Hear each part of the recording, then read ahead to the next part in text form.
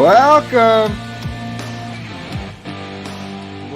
on in to the First Round Fantasy Podcast, your home for second round advice. Gabriel Miramontes with the wide receiver guru himself, Justin Morsa. Sir, how you doing today? Oh, man, I'm doing all right. I told Jacob the other week, man, this thing's wrapping up quick, and I swear one more week down the book, we're almost at the playoffs, and we got some bad injuries that are going to set some teams back, that's for sure. Speaking of injuries, we'll get back to them in a minute, but man, 2 weeks until fantasy playoffs.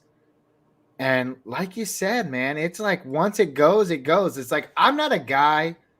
I don't think I'm this much of a diehard fantasy. I mean, I started a fantasy football podcast, and you're a big part of it. You're like the part of it, but like I wouldn't consider myself like in this. Like I enjoy my week. I'm not really like yearning for Sundays or Thursday night football, and yet I don't know, dude. I find myself on the couch all day Sunday watching football, and I'm like, man, I think I need to do something else with my life. But then I'm like, no, because I like fantasy football, so I'm all for it. But holy cow, does it go by really, really freaking fast, man? Yeah, I mean, it doesn't last as long as you think, so it's okay if you watch football every Sunday. That's what it's meant for. But yeah, man, we're wrapping up. I feel like we were just going over rankings not too long ago, and here we are hitting the playoffs. Dude, it's the weirdest feeling. But yeah, we're definitely here. We're excited. Justin, you don't have to tell me how many leagues you play in, but we're I'm gonna check back in 2 weeks here. But you got any tight races? I know specifically referencing our dynasty league that you're in with me. I don't know, man. From a guy who was going sell in the beginning of the year, I haven't looked at the recent standings, but your team seems to be doing just fine for a guy who thought he wasn't even going to make the playoffs. I think you were at second place the last time I checked. How you doing now? Yeah, I lost. I went against the dude that had a good week. I didn't have a good week, and I'm now fifth place. But in my defense, placed second to sixth. We're all 7-5. So what's the difference? Just some points for and points against. But it's a tight race in that league, and I see a couple teams moving up ahead of others. But for the most part, every league is neck and neck, like literally, like 7-5, 8-4, 6-6. You know. Yeah, and you know what? I think that speaks to the integrity of our leagues in general, man. Like, we don't have a lot of top dogs and a lot of bottom water trash. We got a lot of these middle of the road teams, man. It just shows that, like, we're all here, we're competent, we're competing, and that's what makes a good, healthy league. We got a lot of these teams that are trying to, like, just barely break out of the middle of the pack, and it's exciting, man, which makes playoff games, like these last 2 weeks, I know I'm going to, with the lady friend and all, I've been very generous over the last 2 weeks. I'm like, yeah, let's do something on Sunday. Let's go out. Let's have a good time. But these next 2 Sundays, man, my butt is glued to that couch, and I'm checking my fantasy teams every 5 minutes. Because it's interesting. I wanted to talk about this. I didn't know where to put it, but you say that we have a decent league, but I think it's actually something that we're all experiencing everywhere. No matter the friends I talk to that are casual, that are hardcore, they show me their league, and they're all within 1 or 2 games of another. And I think the biggest contributor to that is what has happened to running backs. I feel this year is a transformation of how people are going to draft. It's that the workhorse running back age, I think, is fully at an end this year. There's like 3, maybe at best. And then what happens... Go ahead. Well, I'm just saying we have Jonathan Taylor, and we're going to talk about 2 here in a little bit. So those are the 3 that come to my mind. But I think you're certainly right. I'll let you finish your thought, though. But the thing I'm saying is, when we draft next year, are we still prioritizing a Zeke, an Aaron Jones over, say, like a Tyreek Hill, a Devontae Adams, the top 7? Because most drafts go 1 through 9, 1 through 10 running backs. Maybe an odd guy will draft Kelsey. They'll draft a Mahomes thinking he's going to be QB1 by a long shot. But I think this is going to lift the concentration on top-end wide receivers, because I'm not sure I'd rather have Zeke or Aaron Jones over wide receiver 1. I don't think so anymore. Even though running backs are hard to come by, it seems like I can find them on the stream weeks, or on the bye weeks rather. I'm just trying to process it, but everybody's telling me I have no running backs. I don't know who I'm starting. I had Zach Moss. He doesn't play anymore. Michael Carter got hurt. Like, we're depending on people like Michael Carter and Zach Moss to carry us as our RB2s on our roster. It's so odd to me, and I'm trying to come up with a plan to get around this issue. But I think that's the reason teams aren't doing so well, because last year we had Kamara, CMC the year before. Like, we had these players that we depend on week in, week out. I don't think one of them exists this year. Maybe Jonathan Taylor after week 3. It's so difficult, man. Yeah, and that's the thing. People are like Jonathan Taylor MVP, and obviously he's come on strong over the second half of the season. But I'm a Jonathan Taylor owner, and honestly, to be quite frank with it, the first 4 or 5 weeks, that guy was virtually nothing. He was losing me games. He was a running back 3, So obviously, he's kind of found his way, and Hines has kind of become irrelevant the last couple of weeks. But by golly, man, I think you couldn't speak more truth to it. The age of workhorse running backs is over, and because of that, fantasy football is seeing a very unpredictable week in and week out forecasts for like scores, projections. And I'll raise you one further. I don't think this has been a good year for QBs either. I think over the last couple of years, we've been able to sit here and talk about these 10 guys should be started week in and week out. Just last week, I was like, I don't know if I want to start Lamar Jackson. I think I'd rather start someone else like a Troy Tagovailoa or something like that. Just kind of figuring out matchups, because he's literally kind of been dog water some games. And no disrespect to Lamar Jackson, he's a great quarterback in the NFL. They have a winning record, but for fantasy, he hasn't been, as nearly as good as he's been in the past. So I don't know if I could safely sit here and say that there are 10 QBs that I'm willing to start week in and week out. And that's just the way it's been for running backs, for QBs. Wide receivers are a little bit, I just think that's such a deeper pool, so people don't seem to complain about them as much. But by golly, man, wide receivers, running backs, we nailed it on the head. Yeah, I'm happy you brought that up, because I wanted to talk about QBs too, but I decided to stay on wide receiver. How many people picked up Kirk Cousins along the year and dropped him and picked him up and then dropped him, and he's definitely a top 10, definitely top 7. Like, it goes to show you that nothing is guaranteed in fantasy football, and staying up to date on waiver wires and making the right trades are the key to winning over a long season. And I think next year we're going to have crazy first and second rounds coming up. I know, man. I mean, Jonathan Taylor obviously heading to that first few picks at this trajectory. We're going to talk about other guys here in a second, so I think this is a perfect segue. But before we get into it, really quick, like and subscribe if you happen to listen to us. Welcome to the show. You can find us anywhere you listen to your podcast, but if you're here on YouTube, you're seeing our faces. Hey, what's up? Feel free to like and subscribe. You're almost guaranteed to possibly win your matchup this week if you do, so please be sure to do that. You can find us anywhere at First Round Fantasy on Facebook, Instagram, and Twitter. And I think that's about it. So let's get into injury updates. Obviously, huge ones this week. CMC, he's gone 2 years in a row, designated to IR. Because this is his second time he's out for the season. I don't think that it's as clear, though, as it was last time in terms of who will be producing in the backfield behind him. So I think that's a perfect topic to start with. And let's talk about CMC for a minute. Now that he's gone, you have Chuba Hubbard, who in his absence last time, I think McCaffrey missed a few games there. Chuba had only scored, I think his highest fantasy output was 19 fantasy points. Everything else was below like 13 or something like that. So he was giving you like running back 2 numbers, but nothing really like out of this world like you would expect from CMC. And of course, we didn't expect that from Chuba Hubbard. But now you have Amir Abdullah in the back. In the mix, who seems to be generating a lot of buzz because of his PPR value, and he seems to be eating in to these pass catching roles. So waivers probably already hit this morning for some of you, but as last week, we had a lot of people that came in and asked us questions about their waiver wire pickup. So looks like Jacob was right. It's not everybody's waiver wire day on Tuesday nights. But Justin, let me ask you this. Are you spending a lot of fab on a guy like Chuba Hubbard if you're not the CMC owner, or if you are the CMC owner? Just what are your general thoughts about this injury and just Carolina in general? Because I could go on for another 10 minutes talking about their poor QB play, about their lackluster options and how the receivers have turned out because of their QB play. So, I mean, just what are your thoughts, man? Like, what do you do with Chuba Hubbard, Amir Abdullah, and this skim landscape that is the running back position? Well, rule number one, we always talk about it. If you had CMC and you didn't have Chuba, I don't know what you were doing all season.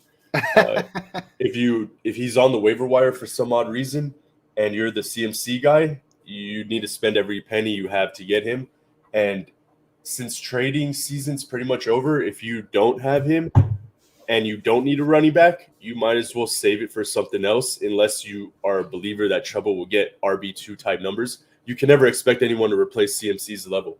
But I definitely believe he's going to be the guy over Amir Abdullah.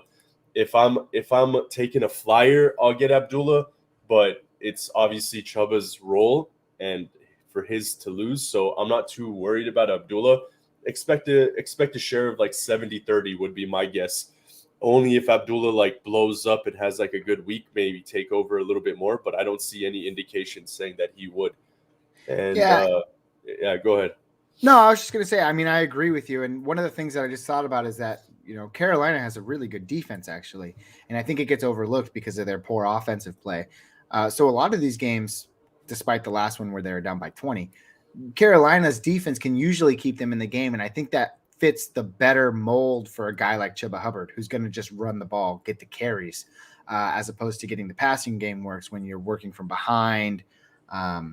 Or things like that when you're talking about Amir Abdullah. So definitely Chuba Hubbard is the guy to own.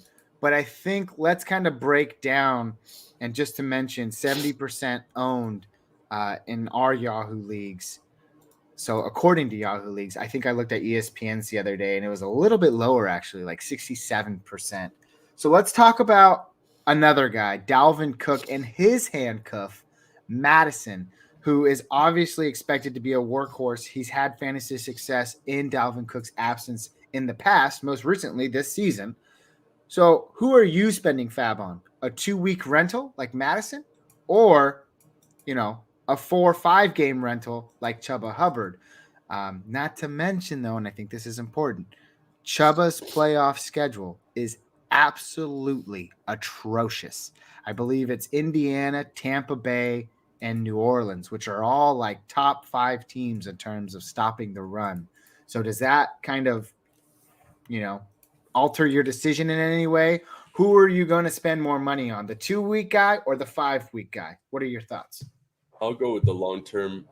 Uh, if I'm losing CMC, I need a hole to fill, and that's going to be Chuba. But you can't go wrong with Medicine. None of those guys can produce like the dude ahead of him. But I rather have Chuba in this scenario than Madison.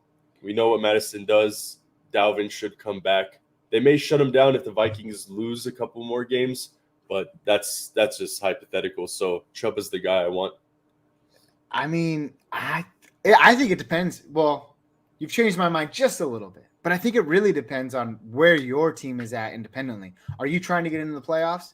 Then I think you need a home run hitter. And a guy like Madison has been shown to do that. Whereas Chuba has just kind of been this consistent volume type guy who's going to get you 10 to 15 points every week.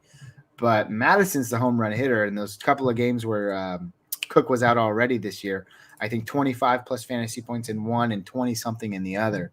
So he shows that he can carry that workload and be good for fantasy. So I think it depends on your team. But let us know what you think. If you happen to be listening or you do listen, let us know down in the comments. Who are you choosing? Jacob chooses Chuba Hubbard or Justin chooses Chuba Hubbard. I'm going with Madison for the rental. Again, and I think that's just in terms of where my teams are at.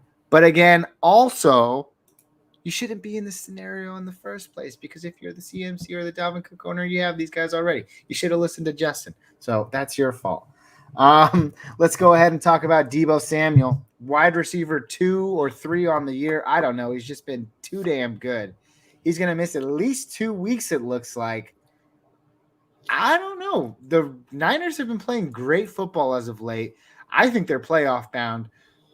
What does this mean for guys like Ayuk and Kittle? To me, honestly, it doesn't mean much. I don't think anyone's going to really be beneficial, especially these last few weeks when we've seen Deebo do most of his damage on the ground. So if anything, this is a bonus for guys like Mitchell, who's great, saw 29 carries last week, and Jeff Wilson Jr., who could use a little bit more work. When in terms of the passing game, I don't really think it affects Kittle and Ayuk too much. What about you, Justin? I think it definitely affects him. You can't take out someone like Debo and expect that production to just disappear. So it's got to go somewhere. I don't think you can throw any more on Mitchell's plate. I think it has to come from Ayuk and Kittle. I mean, if I'm the Niners coming out of that win against Minnesota, sadly, I'm a Vikings fan, obviously, but the problem is you only had 2 targets to Kittle. Like, I can't imagine you looking at the game sheet and saying, "Oh, we only targeted you twice. Oh, I guess we won. It's okay." It's still not okay. So I'm gonna expect a huge bolster up on Kittle, not only for Debo going out, but just in general. And I'm also going to think that Ayuk's going to get involved in the Swiss Army knife type trade because I think during his rookie year, we thought he was the Swiss Army knife because I know he got some sweeps, he got some actions going his way. So I think they're going to give him a little bit more, but You're they're right. going to lose. They're going to lose Debo's dynamic behavior, so they're going to go more traditional. Maybe a couple more targets for Ayuk, a lot more targets for Kittle. So if you got a chance to get Ayuk as he got dropped, good for you. It's so funny, man. You mentioned how he got dropped, and it's like it's fair weather out there. Guys aren't producing. Your first thought is to just send him to the waiver wire, right? Ayuk's been relevant the last like 3 or 4 weeks, and all you hear about is he needs to be in your lineup. He needs to be in your lineup. So in terms of like fantasy analysts, it's like you guys never know what you're gonna get. That's why you should just listen to us. I mean, at least we give you our honest opinions, not these scripted things. So just think Yeah, about that. it's a Shanahan behavior, dude. It's like you never know what he's gonna do, but you know he's gonna get a player involved, and it just so happens like Ayuk's getting plays called for him. It seems so he's reaping the rewards off that. So let's see, it's gonna definitely continue. I'd say. Yeah, those touches for Debo and probably looks like it's going to be Ayuk. They're definitely manufactured. They're not just like game flow. They're manufactured for those players. So hopefully he gets some of that love as well. We have one more injury to talk about, but we're going to transition into our waiver wire pickups. And that last injury, which leads us to our waiver wires, is DeAndre Swift, running back for the Detroit Lions. He's very unlikely to play this Sunday, which means Jamal Williams enters the mix for that workhorse / role that he might get. He's currently the cheapest of all 3 of those top guys that we talked about, Chuba, Madison, and now Jamal Williams, 40% owned in Yahoo leagues and ESPN right around 44%. I think he's even a shorter rental because guys like Madison and Chuba are expected to miss multiple weeks, whereas it looks like DeAndre Swift should be back next week. But let's just envision a world where everyone is smart. No offense to you out there if you play in a league where these guys are still available. But let's just play this scenario where Madison and Chuba are off the boards on your waiver wires. Who is your biggest waiver wire priority this week? Is it someone like Jamal Williams? Maybe someone like Matt Breida, who honestly, I don't even know why I just said that. Just who's your biggest waiver wire pickup this week, Justin? I would even say with Madison and Chuba there, Jamal Williams is my halfback one of pickup of the week. I mean, we talked about it. Everyone knows I'm a Jamal Williams truther. And what happened? He signed to take a backup role. Weird. We didn't like it. We thought the first couple games were indication he's just going to split. Swift ends up being a beast, and sadly Williams just goes on the wayside. But we had a Swift injury. We're not going to be able to have that workhorse. So insert Jamal Williams. I truly believe now that he has the whole offense for himself, the Lions are trash. The Lions will lose every game.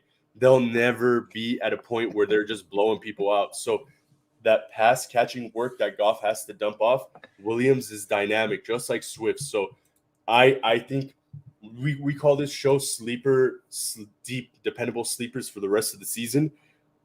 I can't imagine a scenario where we're at the end of the season, Swift gets injured, they're 0-12. Oh, Swift, we're 0-14. Why don't you come back and play another 3 games? I don't see that. I actually see it where they just sit him for the rest of the year, and then Williams is a fantasy playoff winner. And I hope so. I'm not just saying that because I have him in a couple leagues, but he's good. He, like we said about Edmonds last year and Pollard this year, they need to be a starter on their team. So, let's see. I love him. I go Williams all day if that was the remaining list you gave.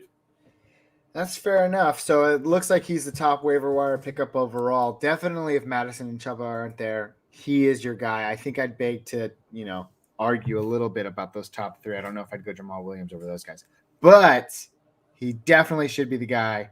And we both agree on that if neither of those two guys are there. Let's look at some of the other names. Russell Gage got some love, 20 plus fantasy points this week. Again, we talked about Amir Abdullah. Matt Breida has found some action, especially with it's looking like Zach Moss over there in Buffalo, who you mentioned earlier. Like, you can't envision a playoff team who's depending on Zach Moss as their running back too. Like, this year is just crazy. Well, he's been a healthy scratch this week, and he looks like he's going to be a healthy scratch next week. So Matt Breida taking over a role there. I don't know if Bills running backs really interest you that much. Anybody else out there giving you like little squigglies to kind of like pick up, giving you the warm feelings? Maybe they have a good outlook. What are you thinking? You talked about Breida already. I mentioned him. You want him? I like him because Buffalo's weird. If they like him, maybe he'll take over. It's hard to say, but undercover one that I kind of like. I don't even know if I like it really because we're so deep. But Kenneth Gainwell, Sanders might be banged up, but they got Boston and Howard. It's so difficult in Philly. We're really at the bottom barrel of going through waiver wires. So I think the top guys cover it pretty much. Everyone else tends to be a flyer. Yeah, I don't know about Gainwell. It looks like Sanders might play. I mean, I get it. They have a juicy matchup this week, but it looks like Jordan Howard's not practicing, but Sanders is, and Boston Scott's there.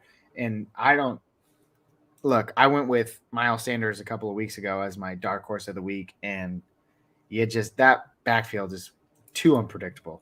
So not with it at all. But there's your waiver wires, guys. It's important.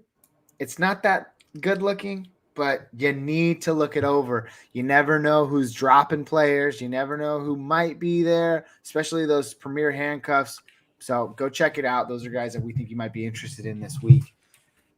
Let's get to the juicy stuff. Dark horses of the week. We're on with what, 13? Yeah. Oh, yeah. My goodness. We talked about it already. I'm getting old. Week 13, dark horses. Let's review last week's. Oh, look, I had him last week. Miles Sanders was my running back at the New York Giants, and he missed. Didn't do too good. Got the workload. Didn't produce the yardage. Happens. Jacob was with me last week. He went with Tony Pollard against Las Vegas. That was a hit. Good job, Jacob. He's been good this year. In your defense, and for everyone to know not to give up on Miles Sanders, the dude had a nice almost 30-yard run. He juked like 4 people, got in the end zone, and they called a soft holding to get it back, and then he got a little banged up. It was pretty disgusting because Miles Sanders owners were about to rejoice in happiness. And then for Tony Pollard, I have him. I started him, and I was so happy. I turned my head, and I go back, and I see he ran for like a 100-yard touchdown. I'm like, what just happened right there? And the dude ran a kickback, and no points were accrued because, it's special teams. Goes to Dallas D, not us. Sad. But I think both those were technical hits, but hypothetical hits. But technically, Sanders can't make the cut. But he should have. Yeah. That holding call was garbage. I know, man. I know things happen in this world. I like his activity though. 16 touches in his first week back, 9 touches last week. He's not getting any passing down work. Philadelphia in general doesn't really pass the ball to the halfbacks that much. If it is, it's Gainwell or Boston Scott. So that's what scares me. But I think he can produce RB3 flex value for you. So Miles Sanders is definitely a guy I think you keep in your lineup, especially this week when you got the worst defense in the league, the New York Jets. I like him this week, so I'm going to stick with him. But let's focus on this week, like we just said with Miles Sanders. We got some new players for you. Justin, I go first all the time, so I want to hear what you have to say. Who is your dark horse week 13? The fans need it, man. These guys who listen to us, that means they're really searching the dark depths of the internet to find us. So they really need some help, Justin. What can we give them? Yeah, I don't know if this counts anymore because as I look across, I don't know anyone at this point is going to be benching my guy, but I went with Elijah Moore to put up wide receiver 1 numbers because they're playing Philly. Philly is actually really good against the wide receivers, but Hurts got a little banged up. I actually think the Jets come out on a win with this, and I think a big part is it's not that Zach Wilson is good for Elijah because he's actually not good, but it's Elijah carved a role to get the most targets, and I'm following those targets, and I'm following the W with the Jets. I don't know those two things go in the same sentence all the time, but I'm saying the Jets win. Elijah Moore, wide receiver one type material out of the Philly game with them. So that's my dark horse. If you're benching him, you're probably crazy at this point, but you might be super deep. I say start him. Nah, man, start him for sure. 8 or more targets, 3 out of the last 4 games. One of those games turned into 41 yards. So he's been phenomenal. And it's funny because literally, 3 weeks ago, before his big breakout, we had the New York Jets fan in the chat letting us know what was up, and Elijah Moore was the real deal. So props to you guys. That just goes to show that, man, fans, they're with their teams, they're with their guys, they know their stuff. So listen to him when it's a fan of the team. That's why I trust Justin with everything he says about the Minnesota Vikings. Nothing Justin says is wrong when it comes to the Minnesota Vikings. I know. I wish it was true. I wish it was true because we should win like way more games, but whatever. Yeah, Next man. year. Well, it's funny that you chose Elijah Moore, and I'm just gonna kind of edit the comments here really quick. No one's saying anything to us, but I want to make sure we get these timestamped. It's funny that you mentioned Elijah Moore though, because they're playing the Philadelphia Eagles, and you mentioned Jalen Hurts is actually a little banged up, which is the reason why I went with my dark horse this week, which is Devontae Smith, wide receiver for the Philadelphia Eagles. Things haven't necessarily panned out with him since a couple of weeks ago where he had back-to-back 20-point fantasy point games. He's kind of been duddy since then, the last 2 weeks. I think this is a game that gets him on the rebound. There's 2 scenarios that could possibly play out here. One, Gardner Minshew starts. That's looking very unlikely, so I won't spend too much time on it, but I'd like to think if Minshew's in there, he's not going to be really running the ball himself. Therefore, he's going to have to pass that ball. Who's he going to pass the ball to? Devontae Smith. Again, very unlikely. It looks like Jalen Hurts is going to play.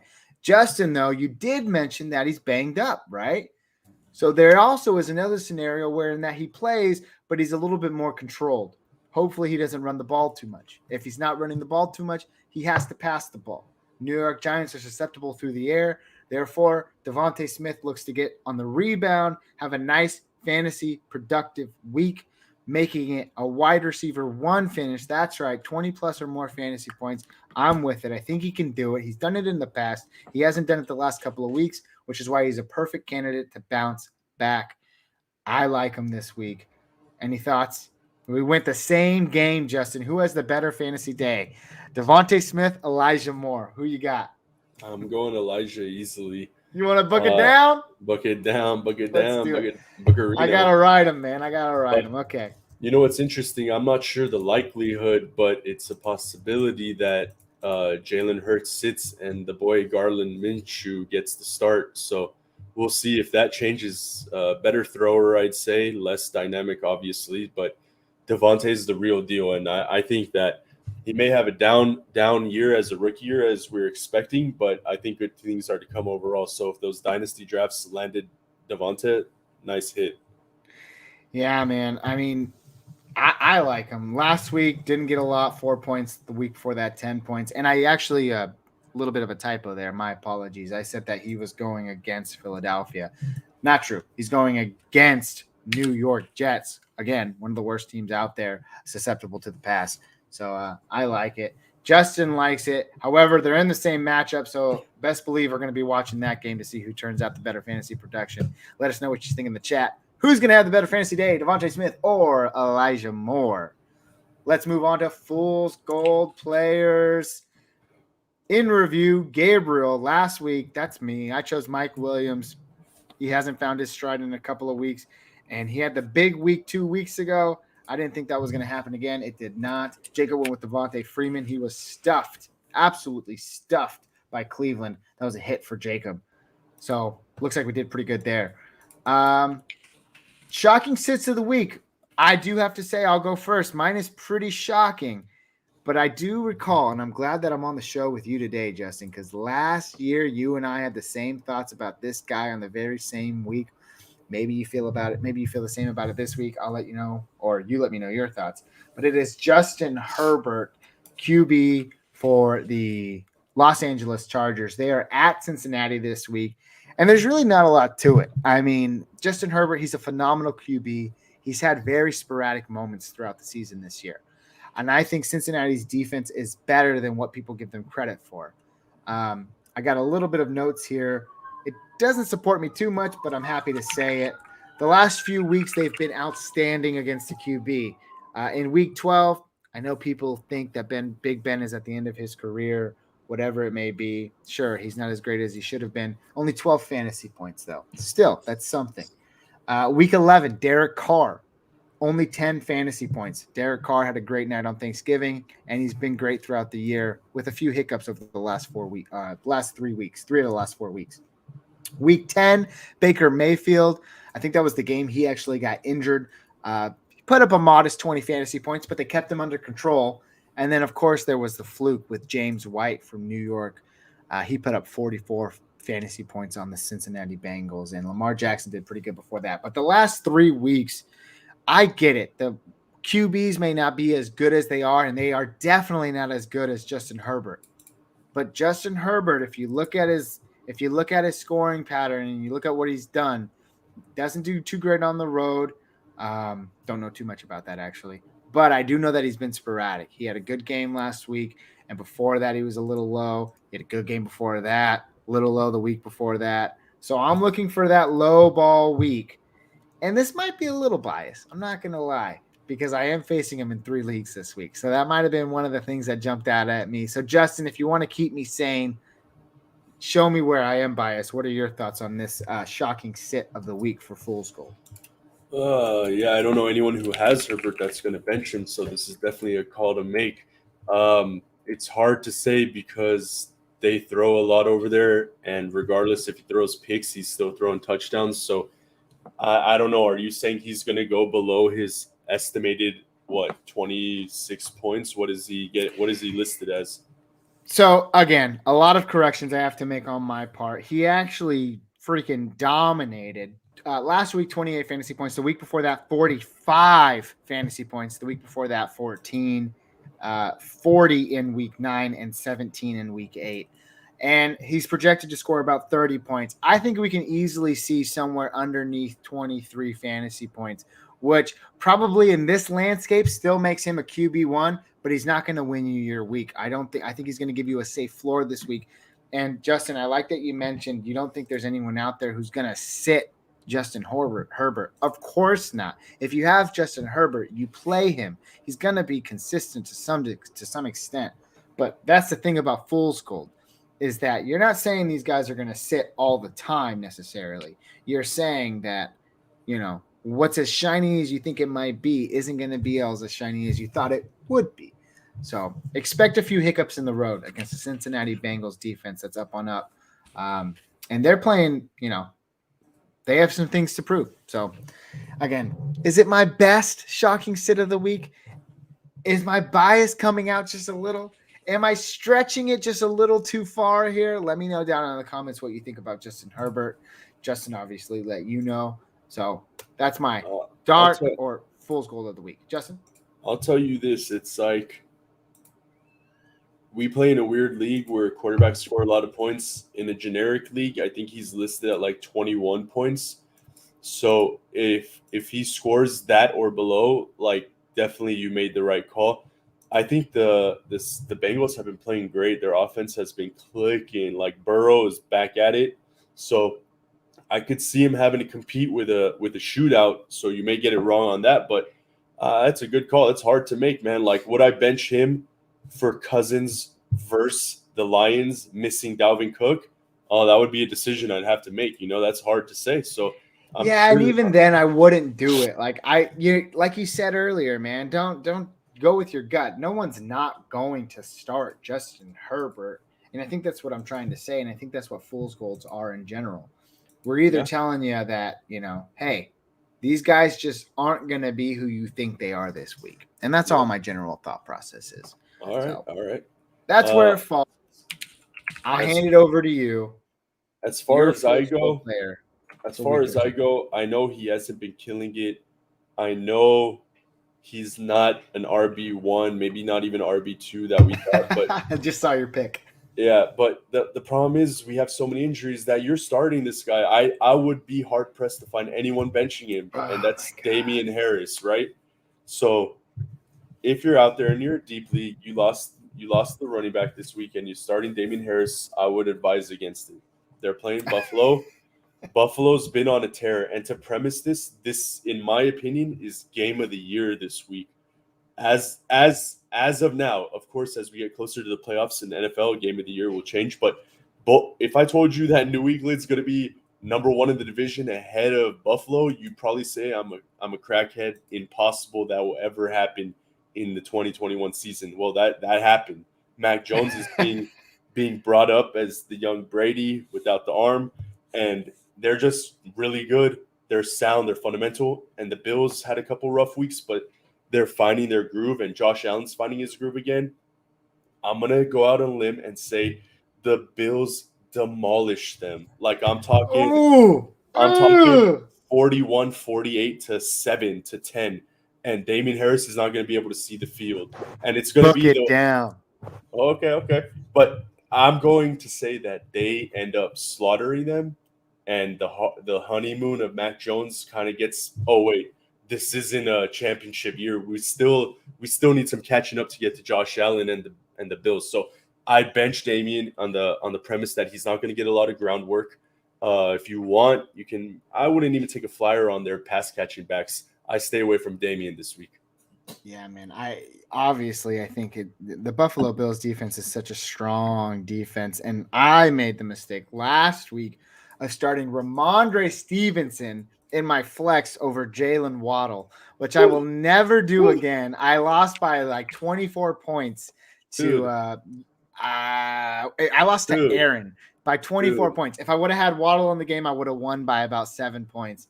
And it was dude. just I, every year there's that one decision that just sits with you, that just I literally sits with you. That's going to be the one that I carry with me for the rest of the season because I it's been know. eating me up since Sunday night when I looked at the box scores and I'm like, what did I do, man? What did I I know. do? I know we're enemies week to week on the battlegrounds, but when it comes to podcasts, we're homies. So you could reach out for advice. I don't know why you would ever make that start sit decision because Listen, man, lesson it learned. just I hope. I don't know. You know what? And this is just a it's a weird thought process, man. But Thanksgiving in my years of fantasy football, the Thanksgiving week of fantasy football has never been my week. I'm always at home. I'm not working. I have way too much time to overthink every little thing. And I never like guys that play on Thursday. So I took guys like Dak Prescott out in that matchup. After I sat here on the podcast last week and told everyone to start him without CeeDee Lamb, without Amari Cooper, I sat here and said, don't be afraid to start Dak Prescott. He's going to be great. And he went out and went great. And guess what? He was on my bench because I ate my own self up for it. I sat guys like Waddle because of this. I just thought too much. Thanksgiving break, Thanksgiving week of football, always the worst week for me. I overthink too much, and I'm in a food coma half the time, so I make really poor decisions. So that's why. On a side note to pivot, Jalen Waddle is secretly like the second best rookie wide receiver, I'd say, above Devontae, above Elijah Moore, above Bateman, 100%. right behind Chase. He's been really good, and him and two have been clicking lately. So he's good. I want shares in him next year for sure. Chase has 198 fantasy points. Waddle's like 175. Let me see, 181. So yeah, They're there's close. a chance that a few dud weeks he could overtake him for the top fantasy spot for rookies. But I mean, there you go, guys. There you have it. You have Justin's Fool's Gold player this week, Damian Harris. You have my Fool's Gold, uh, Justin Herbert. And then you also have our dark horses this week, Devontae Smith for me, Logan. Sorry. Elijah Moore for Justin. I do have a little side note there for dark horses to just touch on them before we get out of here. Logan Thomas against Las Vegas. He's a guy last week, led the team in targets, wasn't a lot. They didn't throw the ball a lot. That was an ugly game. But nonetheless, share some love to Logan Thomas. I think he's easily tight end one material in this landscape of tight ends. Shout out to Logan Thomas. He's taking passes away from Terry McLaurin. I beat my homeboy Gio off of that. Thank you. There you go. Logan Thomas truthers out there, or just people who don't like playing Terry McLaurin on a certain week. There you have it, folks. That's our podcast this week. If you have any news or notes that you want to predict, that you want to shout out, let us know what you think in the comments. We always love to conversate with you guys up until game time. We always like hearing your comments, your start-sit decisions. We like to interact with you guys there. You can find us anywhere you get your podcast, including Spotify, Apple Podcasts, or here on YouTube, anywhere else. You can also find us at First Round Fantasy, Twitter, Instagram, or Facebook. So feel free to reach out to us there. We're always interacting with people. With that being said, Justin, you did so good 2 weeks ago. Give me a hot take, and I will send us out of here. But I'm going to say this really slow as I cue it up because Jacob's really good. It's queued up. Give us something hot. Jamal Williams finishes RB3 or above this week. A little more spicy. Really quick. But they still lose to the Vikings. Still lose to the Vikings. Oh!